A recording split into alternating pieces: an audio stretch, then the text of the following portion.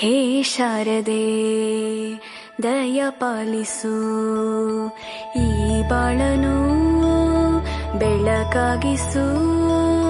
ಹೇ ಶಾರದೆ ದಯ ಪಾಲಿಸು, ಈ ಬಾಳನು ಬೆಳಕಾಗಿಸು. ನಾಳೆಗಳ ದಾರಿಯಲ್ಲಿ ನಂಬಿಕೆಯ ನೆಲೆಯಾಗಿರಿಸು.